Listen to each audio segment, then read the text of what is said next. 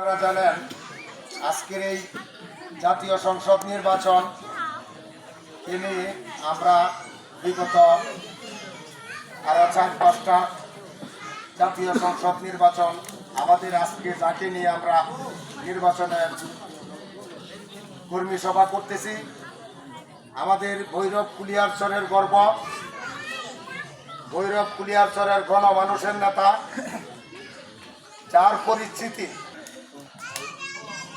Chairman জনাব তারেক রহমানের অত্যন্ত আস্থাভাজন একদম কাছের মানুষ, যাকে আমরা জানি আমাদের জননেতা জনাব শরীফুল আলম সাহেব। ওনাকে নিয়ে আমরা আরো 3-4টা নির্বাচনে অংশগ্রহণ করছি। দেশের এই প্রতিকূল অবস্থার কারণে আমরা কোনো নির্বাচনে ভোট দিতে পারি নাই, কোনো নির্বাচনে আমরা কেন্দ্রে যাইতে পারি নাই। এই একটা পরিবেশ পরিস্থিতি ছিল। আজকে যেহেতু দেশের স্বাভাবিক অবস্থা, আমরা মনে করি সকল মানুষের মত প্রকাশ করার একটা সুযোগ আসছে।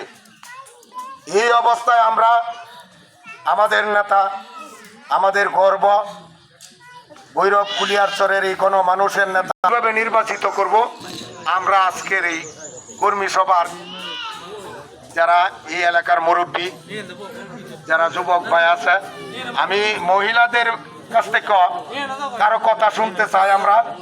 আজকে আমরা আপনাদের কথা শুনতে আসছি, আপনাদের মতামত নিতে আসছি।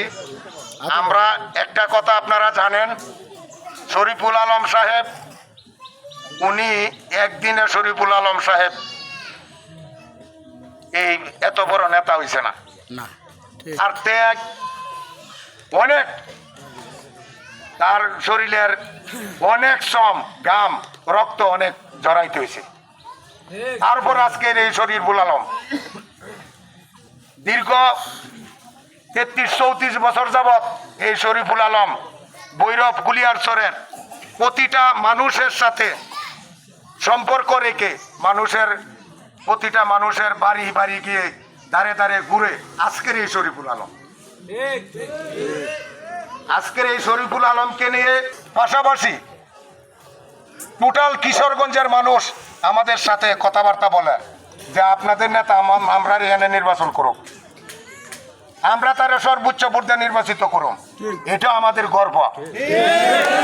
আমরা আমাদের নেতা শরীফুল আলম সাহেবকে আমরা কিভাবে সর্বোচ্চ ভোট দিয়ে আমরা নির্বাচিত করব, এই মর্মে আপনাদের সকলেরই কিছু কথাবার্তা আমরা শুনতে চাই, আপনাদের পরামর্শ নিতে চাই, আপনাদের দিক নির্দেশনা আমরা নিয়ে যেন আগামী দিন এই জাতীয় সংসদ নির্বাচনে আমরা সবাই সফলভাবে এই নির্বাচন করতে পারি।